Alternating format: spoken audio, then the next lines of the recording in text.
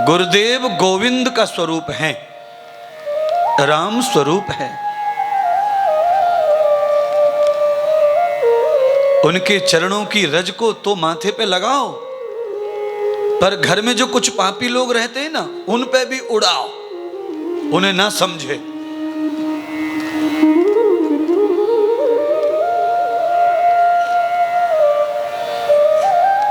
पवन देवता ने वायुमंडल से राम के चरणों की रज को उड़ाना शुरू कर दिया। जैसे जैसे चरण रज अहिल्या की उस पत्थर की शिला पर पड़ती जा रही है, वैसे वैसे अहिल्या स्त्री का स्वरूप धारण करती जा रही है। पूरे शरीर में मांस, मज्जा, हड्डी, रक्तचाप पैदा हो गया। एक सुंदरी देवी के रूप में अहिल्या का प्राकट्य हुआ। सब देवता पुष्प बरसाने लगे, अहिल्या की जय जयकार होने लगी। बोलिए अहिल्या माता की जय, प्रभु श्री रामचंद्र भगवान की जय। समझ लीजिए, राम जी इस समय कहाँ जा रहे हैं? जनकपुरी। और जनकपुरी में जाते जाते राम जी ने एक महिला का सम्मान किया, अपने धर्म का पालन किया और अहिल्या का उद्धार किया। विवाह से पहले हर लड़का ऐसे ही हर औरत को देवी समझकर उसका पूजा पाठ करे, तो उसके विवाह का कहना क्या। मैं तो गारंटी से आज कह सकता हूं, अगर ऐसा कोई कन्या, ऐसा कोई लड़का सोचता है कि विवाह से पहले हर व्यक्ति, हर औरत, हर पुरुष हमारे लिए देवता ही है और कुछ नहीं, तो उनके विवाह में तो साक्षात सब देवता प्रकट हो जाएंगे। आवृत्त मूलम पाणिस्र ग्रहणम। पर शादी से पहले किसी को परहेज नहीं है, न लड़कों को न लड़कियों को। यहां मुश्किल आ गया सब। अभक्ष को भी भक्ष करते हैं, अपथ्य को भी पथ्य बना करके भोगते हैं।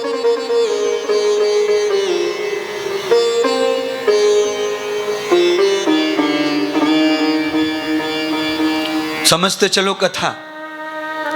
शादी कौन लगवाते हैं? किसी की शादी मौसा जी लगवाता है, किसी की शादी फूफा लगवाता है, किसी की शादी चाचा का साला लगवाता है, किसी की शादी फूफा के छोटे भैया लगवाते हैं। ऐसे तुम लोगों की शादी लगती हैं, इसलिए शांति नहीं है घर में। शादी कैसे जोड़नी चाहिए? गुरु परंपरा के द्वारा विवाह करवाना चाहिए। कौन होने चाहिए विवाह के अग्रह? गुरुदेव चाहिए, गुरुदेव। अच्छा बोलो, शादी होने से पहले पंडित जी के पास क्यों जाते हैं फिर? पंडित जी के पास में अगर कुछ बताने दिखाने जाते हैं तो इसका मतलब यही है कि पंडित जी के पास जाने का मतलब यह है कि हमारे पूर्व इतिहास में हम गुरु के बगैर विवाह करते नहीं थे। अच्छा, मेरी उम्र ज्यादा नहीं है, मुझसे भी काफी शरीर उम्र वाले यहाँ बैठे हैं। अरे भाई, आप इतना जानते होंगे, लड़की लड़कों की तो बात छोड़ो, घर वाले भी नहीं जाते थे पहले। केवल पंडित जी और गांव का नाई, ये दोनों ही रिश्ता पूरा करके आते थे। महाराज वही सगन दे के आते थे, वही लगन दे के आते थे, और घर वालों को तो पता ही नहीं चलता। इतना भरोसा ब्राह्मण, इतना साधु पे भरोसा समाज का था। पर अब तो हम अपने घर में एक दूसरे पर भी भरोसा पूरा करते नहीं।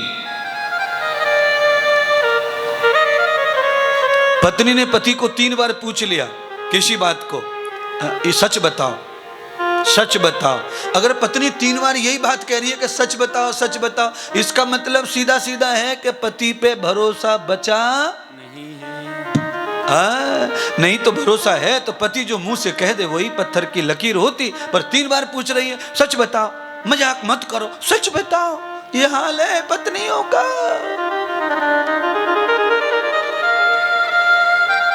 सबका यही हाल है घर में, यही पति का हाल है। अच्छा, कई पतियों को क्या लगता है अपने हाथ से पत्नी का हाथ पकड़ लेंगे, देखो ना मेरी तरफ, अपने हाथ से यूं, मेरी सौगंध खा के बता, मेरी सौगंध खा। अरे बावड़े, अपने आप ही बम फोड़ रहा, अपने आप ही बम चला रहा। बोलो, अपने खुद से जबरदस्ती हाथ पकड़ेंगे बीवी का, हाथ रख मेरे माथे पे, बता तू सच, मेरी सौगंध खा के बता। तेरी सौगंध खाने में इसे तनक भी परहेज होता है तो ये तेरी आज्ञा के बगैर ऐसा काम करती ही नहीं। जब तेरी मर्जी के खिलाफ कुछ कर लिया है तो हाथ रख के फायदा क्या? वो तो हाथ रख के बोलेगी नहीं किया, नहीं किया, नहीं किया, गंगा जी ले चलो, नहीं किया, क्योंकि वो जानती है इसके बगैर किया किया किया मर जा मर जा।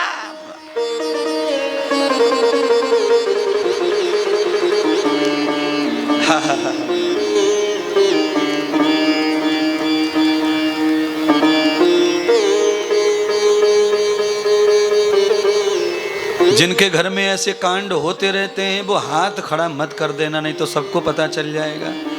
हाँ, 80% ऐसे पति पत्नी है, इसलिए मुझे तो सब पता है। 20 में से 80 जोड़ी ऐसी हैं। कैसी? गुड्डू के पापा, सच बताइयो, गुड्डू के पापा।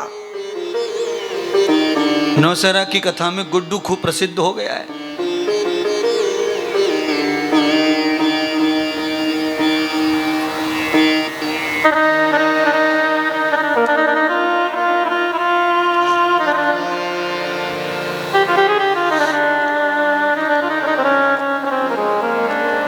राम जी के चरण जहां रखे जा रहे वहां लक्ष्मण नहीं रख रहे थे। अब कथा यहां कह रहे हैं, अहिल्या को तार दिया।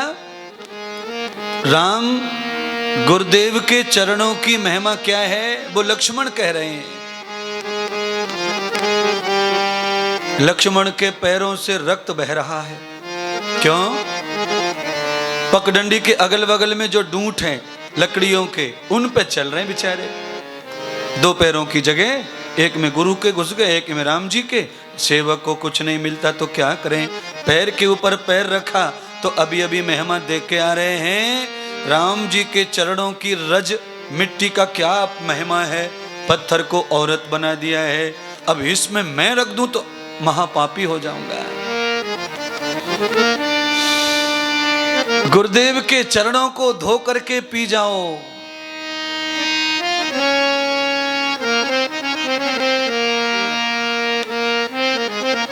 आगे कथा जब चलेगी 2 दिन और, तब आप सब जान जाएंगे राम के चरणों की महिमा। जो जो जान गया है वो राम जी को नहीं, राम के चरणों को ही पीना चाहता है।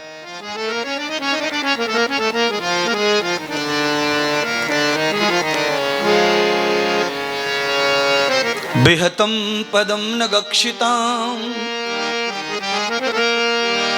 ये वे योग विसंगति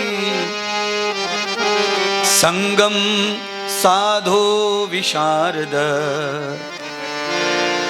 ये वे अस्त प्रवाहसो। चलते चलते सूर्य अस्त हो गया। विश्वामित्र जी ने कहा, राम रात्रि में यात्रा नहीं करनी चाहिए, विश्राम करें। निकट आ गया है जनकपुर, सुबह नहाएंगे धोएंगे तैयार होंगे और फ्रेश होके चलेंगे आशीर्वाद के लिए। रात्रि में जाएंगे, क्या मालूम कैसी व्यवस्थाएं होंगी, किसी को तकलीफ नहीं देनी चाहिए। बड़ी अच्छी बात। चिंतन कितना बढ़िया है। ये चिंतन हमारा भी होना चाहिए। अपनी सुविधा अच्छी हो इसके लिए दूसरे को असुविधा में कभी नहीं डालना चाहिए। पर यह जमाना बड़ा मतलबी है। इनको 2 बजे भी फोन खटखटाने में टेंशन नहीं आता है। 2 बजे रात के फोन कर, जीजी मैं आ रहा हूं जीजी, ये हाल है। अब जीजी बिना मन के खड़ी हो रही है बिस्तर में से।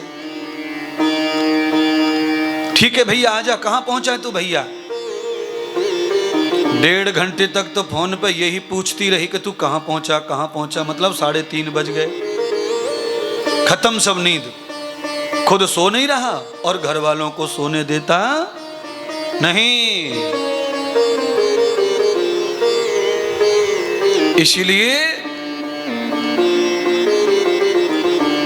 शराबियों की बारात में राम जी का बारात, शराबियों की बारात में और पैर ना धरिए, गुंडों की जमात में कभी मुखिया ना बनिए।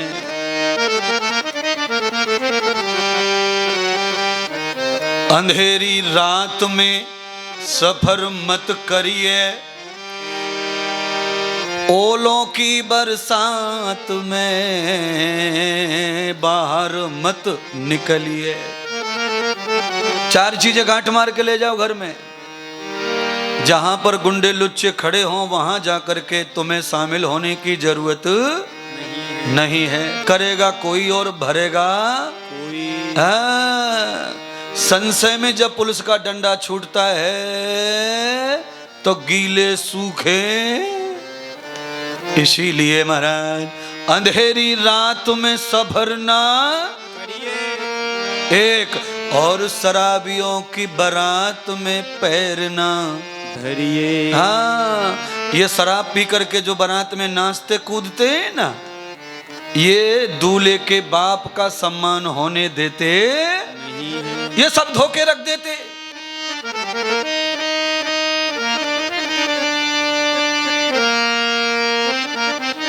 है? सबसे ज्यादा गुंडागिरी कौन करे बारात में? जीजाजी। घर पे पी नहीं, कभी घर पे नहीं पी, पर आज मेरे साले की शादी है, शौक पूरे कर रहा है पी पी के। और जीजा होने के नाते लोग माफ कर देते हैं। कभी चाचा ससुरे को खींच रहा, कभी ताऊ ससुरे को, शर्म खो गई, वो माफ कर रहे। ताऊ ससुरे का बड़ा जो लड़का था वो जरा पहलवानी करता था, उसने कहा जीजा कि मैं ही उतार दूं नशा। ये तो भूल गया कि ये बुजुर्ग है। शराबी में जान बचती नहीं। अंग्रेजी बैंड बाज रहा था,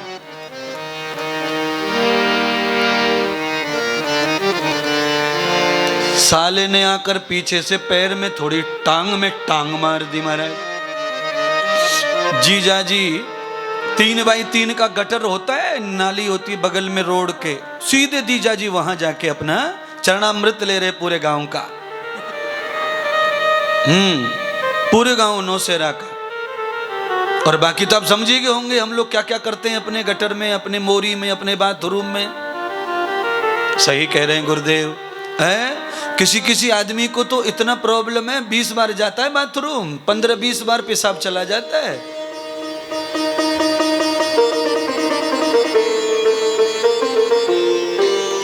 पूरी बारात दरवाजे पे पहुंच जाती है, तब तक जीजा गंगा जल से उठता नहीं है। ये हाल है। बारात शराबियों को न्योता ना दें। मैंने तो परसों ही कह दिया था, राम जी की बारात में सुधरे लोगों की ही जरूरत है। एक आएगा बीच में, देखो कमाल कथा का। पर जहां सभी सुधरे लोग हो जाते हैं वहां एक बिगड़े से कुछ भी बिगड़ता नहीं है। रात में सो गए, राम जी ने चरण दबाए विश्वामित्र जी के, गुरुदेव सुला दिए। अब राम जी को सुलाने के लिए लक्ष्मण चरण दबा रहे हैं। लक्ष्मण के चरण दबाने वाला कोई मौजूद नहीं है। यह है सेवा का धर्म। दोनों भाइयों ने मिलकर गुरुदेव की सेवा की, लक्ष्मण ने राम जी की सेवा की, और लक्ष्मण सोए ही नहीं।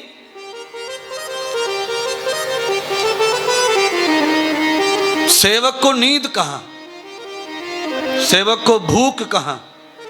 सच्चा सेवक सोता नहीं, खाता नहीं, पीता नहीं, उसको टाइम ही नहीं। जो अपने खाने पीने सोने जगने के बंदोबस्त में लगे हैं वो सेवा के नाम पर केवल ढोंगी हैं, नाटकी हैं। वो सीरियल बना रहे हैं, तमाशा बना रहे हैं। परपेक्ष जातां कृतं भूयस्य रूपम,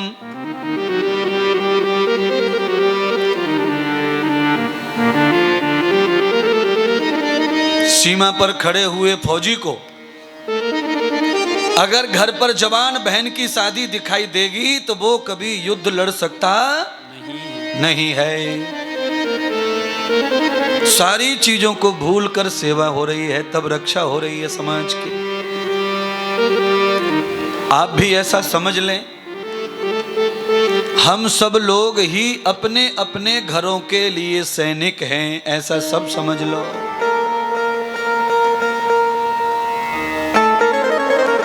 चार बजने से पहले लक्ष्मण जी का स्नान हो गया, वस्त्र अलंकृत हो गए, राम जी को स्नान करा दिया और दोनों भाई गुरुदेव को स्नान मिलके करा रहे हैं।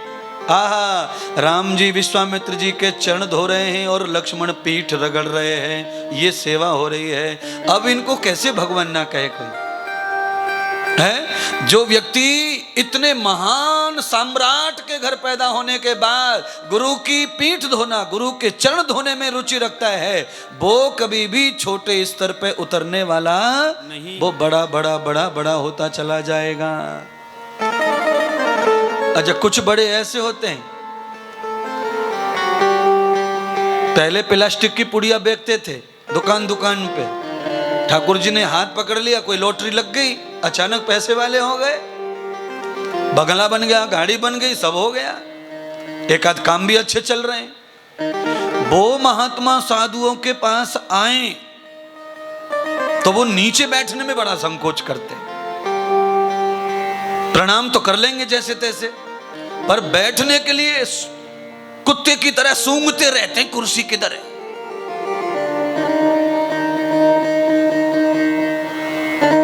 हिलेंगे डुलेंगे, पर ये महात्मा लोग बड़े समझदार होते हैं, वो पहचान लेते हैं कि ये कुर्सी के मारे टेंशन आया है इसको। अरे लाला जरा लाना, जरा सेठ जी आए, कुर्सी लाओ, सेठ जी आए कुर्सी लाओ। सेठ जी का बीपी तब नॉर्मल होता है। ये जो पैसा है ये आदमी को हर जगह कम करता चला जाता है। पैसे का आनंद लेना है तो अपनी मानवता को कभी मत छोड़ो, तो पैसा तुम्हें सम्मान दिलाता चला जाता है, दिलाता चला जाता है, दिलाता चला जाता है, लक्ष्मी बनाता चला जाता है, नारायण बनाता चला जाता है, शिव बनाता चला जाता है, राम बनाता चला जाता है।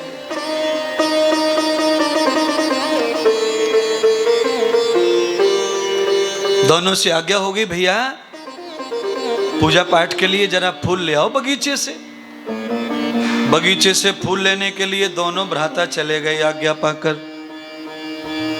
उस बगीचे के गेट पर बोर्ड लगा था कि इस बगीचे में पुरुषों का आना वर्जित है।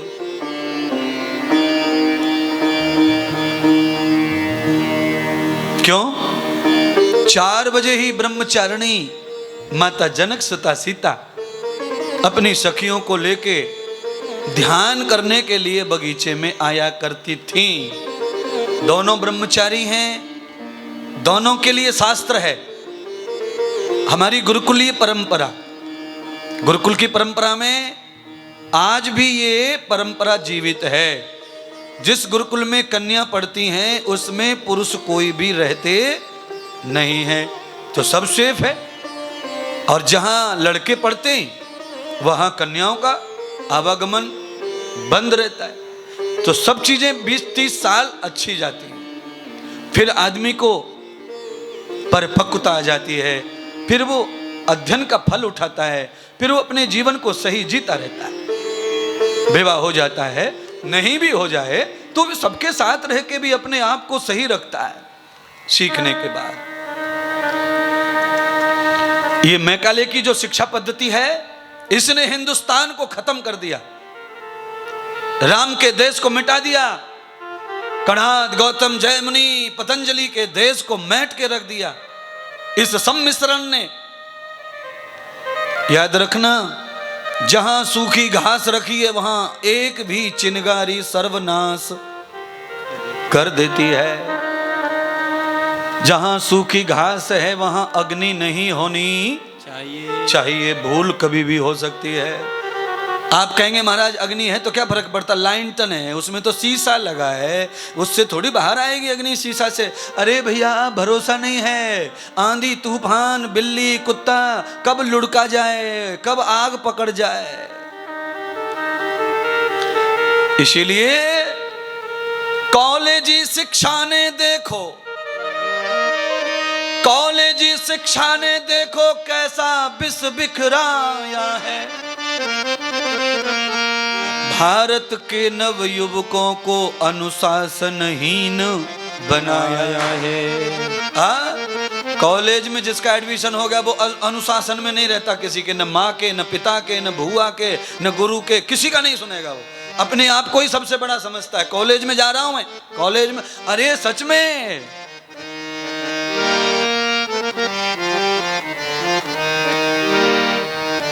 अंग्रेजी शिक्षा ने देखो कैसा विष बिखराया है। आग लग गई चरित्र में। हम कहें अपनी बेटी को बेटी, कहते रहे अपनी खुशी के लिए, हम अपने बेटे को बेटा कहते रहें, कहते रहिए, इतना ही बचा है बस। बाकी अधरामृतम कृतम भूयः, परस्पर जा चुका है सब, तुमको शामिल नहीं किया गया उसमें। केवल तुम्हारे साथ रिलेशन है पैसे का, पैसे दो फीस के लिए बस, और तुम्हारा कुछ भी नहीं है अब। क्यों? मैंने कहा ना, शरीर में नेगेटिव जंतु पैदा हो जाते हैं, वो माता पिता परिवार को ज्यादा स्वीकार करते नहीं है। मेरी सुनो, मेरी बोलिए ना भाई, ऐसा क्या हो गया लाला है, हमने तुझे पैदा किया, तुझे बड़ा किया, तुझे पढ़ने भेजा, पढ़ाया घर पे, जो तुझे नहीं आता वो भी सिखाया, अब ऐसा क्या ज्यादा हो गया तेरे पास में जो तेरी सुने? ये कमजोरी किसकी है? ये माता पिता की कमजोरी है। अच्छा, माता पिता किस बात से डरते हैं? बच्चा नाराज हो जाएगा, कहीं भाग जाएगा, कुछ कर लेगा, कुछ धर लेगा, ये हो जाएगा वो। अरे आज नहीं, इसी वक्त करने दो, मरने के लिए आया है, मरने दो ना।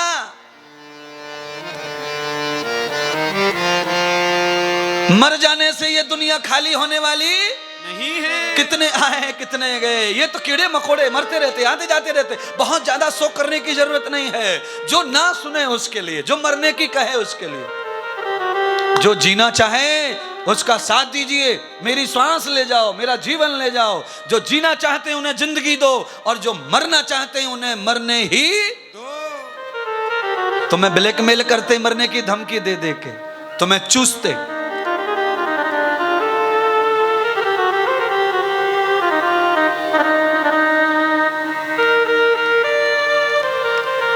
माता पिता गिड़गिड़ाते हैं, न जाने क्या चाहिए उनको बच्चों से। अरे बाबड़ो, तुम जिसके लिए पढ़ा रहे हो पहले तो कान खोल के सुनो। जो पढ़ाई तुम पढ़ा रहे हो अपने बच्चों को, उस पढ़ाई का मतलब नौकरी, और नौकरी घर में नहीं होती है, नौकरी बाहर करनी पड़ती है। वो तुम्हारे पास रहने वाला तो फिर मर गया। जो चीज तुम्हारे पास नहीं है वो तुम्हारी हो सकती नहीं है। हाँ, तुमने जो घर बनाया है ना 2 मंजिल का, वो उसका हो जाएगा मरने के बाद, पर वो तुम्हारा होने वाला। इसीलिए मैं कहता हूं व्यापार करो, बिजनेस करो, नौकरी की तरफ मत भागो। कम से कम घर में रहने का मौका मिलता है, सब लोग साथ खा लो, साथ सो लो। अच्छा, साथ मत सो, पर साथ बतरा तो लो, खा तो लो। है भाई, घर में रहते हैं, रात में किसी को छाती में दर्द हुआ तो हल्ला हुल्लू मचा के दरवाजा खोल के अपने अपने बेडरूम से कम बाहर तो आ जाएंगे। पर वो कैसे आएगा जम्मू से रात के 3 बजे दर्द हो रहा छाती में पापा के, पापा 1.5 घंटे में हॉस्पिटल नहीं पहुंचा तो राम राम सत्य हो जाएगा, और उसको आने में सुबह तक 5 घंटे लगेंगे, तब तक कहाँ है? फिर मरा पापा मिलेगा। सही कह रहे महाराज। फिर आप कहेंगे महाराज सब व्यापार करेंगे तो खरीदेगा कौन? एक बार करके तो देखो। खरीद वालों की कोई कमी नहीं है। सब चीज सब नहीं है। इलेक्ट्रिक ये बल्ब और तार बेचने वाला सब्जी खरीद रहा है कि नहीं खरीद रहा है? एक सब्जी की दुकान कर लो, एक तार फार की दुकान कर लो, एक चीना बूरा गुड़ बेच लो, एक चावल और दाल बेच लो, एक दूसरे को बंटवारा करके ये है भाई व्यापार है। एक ईंट का भट्टा लगा लो, एक सीमेंट की एजेंसी ले लो, एक लोहा ले लो, एक दूसरे के बगैर काम ही ना चलेगा सबका। क्रॉस मैचिंग हो जाएंगे सब और सबका धंधा सबका व्यापार चलेगा, सबको रोटी, सब घर में रहेंगे महाराज। जिसने व्यापार का हाथ पकड़ा है वो आगे बढ़ता चला जाता है जल्दी। नौकरी क्यों करी, गर्ज पड़ी तो करी। समझ गए?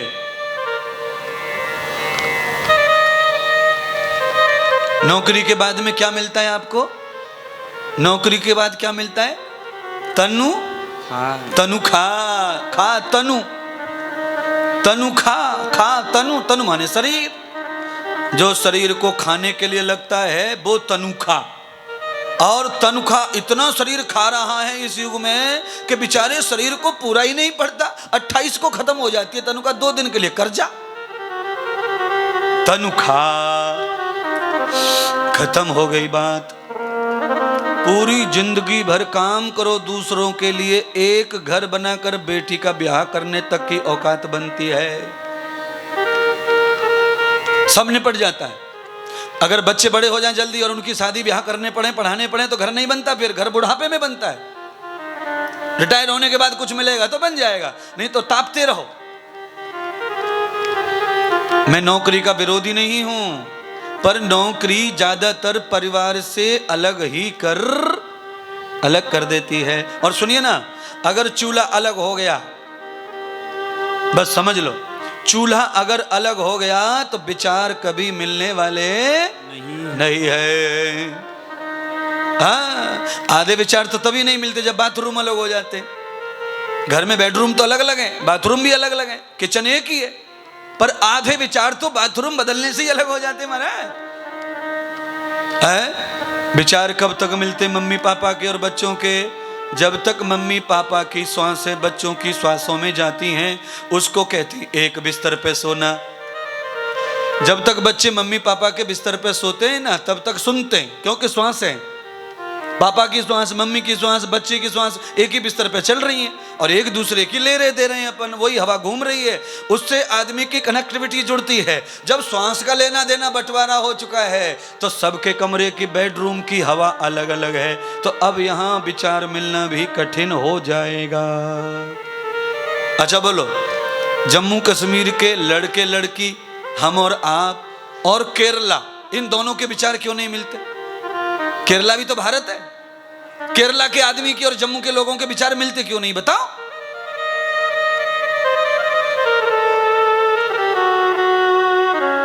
नहीं मिलेंगे, नहीं मिलेंगे। क्यों? हवामान, हवा बदल गई तो सब कुछ हवा के साथ ही चलता है। अच्छा बोलो, शरीर कैसे चलता है? हवा से। प्राण कैसे? हवा से। विचार माने हवा, शब्द माने हवा। अच्छा, आपको मेरे मुंह से आवाज सुनाई पड़ रही, कानों में पड़ रही है, पर शब्द दिख रहे हैं? नहीं दिख रहे। ये माइक में क्या जा रहा है? यहां से हवा जा रही है, हवा, और आपके पास हवा आ रही है। हवा की द्वारा शब्द का वेग होता है और वही वेग आपको मिलता है। अच्छा, टीवी में, मोबाइल में रेंज कैसे कम हो जाती है बताओ? कभी कभी हवा के द्वारा कम हो जाती है। हवा आ जाए तो तरंगें इधर से उधर चली जाती हैं, मोबाइल टिम करता रहता है। और हवा के माध्यम से ही दिल्ली से दूरदर्शन के द्वारा आपके टेलीविजन में सब कुछ दिखाई दे रहा है, हवा के द्वारा। इसलिए हवा कैसी होनी चाहिए विनोद जी? हवा हल्की और पवित्र होनी चाहिए। कैसी हवा होनी चाहिए? हल्की हवा, हल्की, पानी हल्का और भोजन हल्का, और बात हिमालय जैसी वजनदार होनी चाहिए। पर तुम्हारी रोटी भारी, सब्जी भारी, हवा भारी, और बात हल्की, कुछ भी कह दो